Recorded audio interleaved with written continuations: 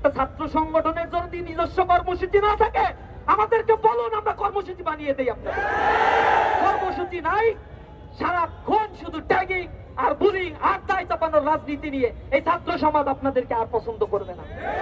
ঢাকা বিশ্ববিদ্যালয় এতদিন বলতো ঢাকা বিশ্ববিদ্যালয়ে ছাত্র শিবির ছাত্রীদের প্রমোট করে না। যখন ডাকসু ইলেকশনে প্যানেল দিল তাদের ছবিগুলোকে বিকৃত করলো তারা।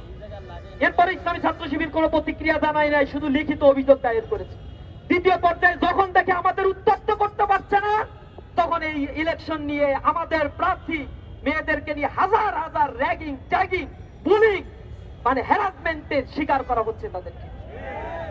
তাতে তাদের কোন ধরনের মুখ থেকে কথা বের হয় না, অথচ কার নামে কি ধরনের পোস্ট দেওয়া হয়েছে তার দায় চাপিয়ে ইসলামী ছাত্র শিবিরের বিরুদ্ধে তারা আন্দোলন করছে, তারা তাদের মতো কর্মসূচি পালন করছে। একটা ছাত্র সংগঠনের যদি নিজস্ব কর্মসূচি না থাকে আমাদেরকে বলুন, আমরা কর্মসূচি বানিয়ে দেই। আপনাদের কর্মসূচি নাই, সারাক্ষণ শুধু ট্যাগিং আর বুলিং আর দায় চাপানোর রাজনীতি নিয়ে এই ছাত্র সমাজ আপনাদেরকে আর পছন্দ করবে না।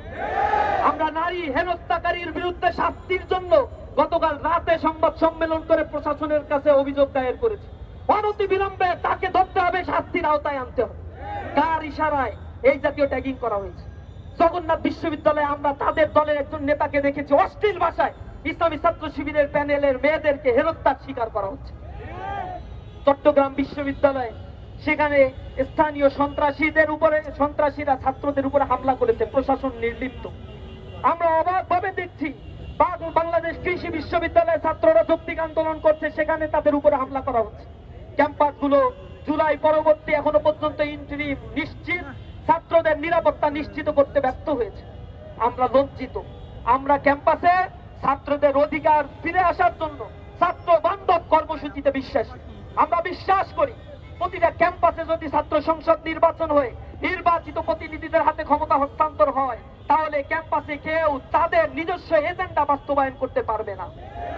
আমরা উদ্বেগের সাথে বলছি, 1990 সালের পরে একটা দল 10 বছর ক্ষমতায় ছিল, কিন্তু 10 বছরের মধ্যে একটা ক্যাম্পাসে তারা ছাত্র সংসদ নির্বাচন দেয় নাই। তারা আবার 90-এ ফিরে যেতে চায়। 2002 সালে তারা এই ঢাকা বিশ্ববিদ্যালয় শিক্ষার্থীদের উপর কেমন বর্বর আচরণ করেছিল তার সাক্ষী এদেশের মিডিয়াগুলো, তার সাক্ষী এখনো বেঁচে বেড়ায়। ছাত্রীরা তাদের দেখলে পালায়, কথা বলতে চায় না। কেন চায় না?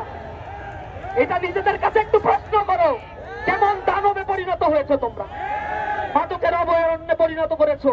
119টা ঘটনা ঘটেছে যেখানে ছাত্রলীগ ছাত্র দলে পুনর্বাসিত হয়ে এহেন অপকর্মের সাথে তারা জড়িত হয়েছে। অস্ত্রবাজি, চাঁদাবাজি, ধর্ষণ, গুম, সকল লোপাটের রাজনীতি যদি তোমরা অব্যাহত রাখো, তাহলে অপেক্ষা করো সময় কাউকে ছাড় দিয়ে কথা বলবে না ইনশাআল্লাহ। মিথ্যাচারের রাজনীতি বন্ধ করে নিজস্ব এজেন্ডা নিয়ে রাজনীতি করো। ছাত্ররা এখন সচেতন, ছাত্ররা ব্যালটের মাধ্যমে জবাব দিবে, ছাত্ররা কর্মসূচির মাধ্যমে সিদ্ধান্ত নেয় কারা আগামীর বাংলাদেশকে নিরাপদ করবে।